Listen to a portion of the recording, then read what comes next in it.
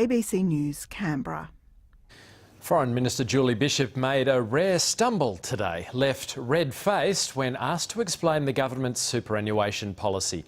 The changes to retirement rules are causing the coalition grief with its own supporters, and the Prime Minister admits that some of those leaving the workforce will pay more tax, but he says only 4% of high-earning retirees will be affected.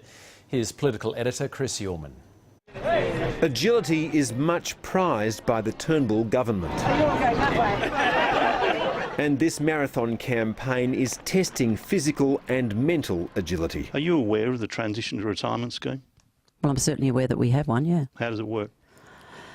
Well, Neil, this is obviously a gotcha moment. You want me to go through... No, I think it's not my portfolio. And this is the hole in your whole logic. Super is based on the idea. The government maintains its superannuation changes only hit people on very high incomes, but the budget axed rules allowing those approaching retirement to draw tax-free income from their super while still working. Well, is it possible that the transition to retirement changes are catching people of lower income and that's an unintended consequence? Well, I'm not aware of that. Well, good day. After ridiculing a Labor frontbencher for not being up to speed on policy, the Prime Minister was more forgiving of his deputy. Superannuation is notoriously an area of great complexity. You always look glamorous. The opposition was less generous. This government's been caught out when it comes to superannuation. Are they still seeking to tax those workers who want to top up their wages? Malcolm Turnbull admitted the changes will see some people transitioning to retirement paying more tax from July 1 next year. They will be taxed at 15%. It is still a very concessional rate of tax. What's happened here? The Treasurer said the move was aimed at ensuring the integrity of the super system. But once you get into the retirement phase, then you return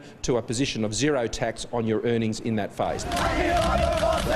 Loose words and bad images can cruel campaigns, and these were shot as the Prime Minister left the University of New South Wales while his team tried to prevent the media from filming. Malcolm Turnbull's focus today was pledging $20 million to map the genes that cause childhood cancers, while Bill Shorten promised a $1 billion tourism fund. The opposition leader made the most of his mall walk. Yeah, beautiful.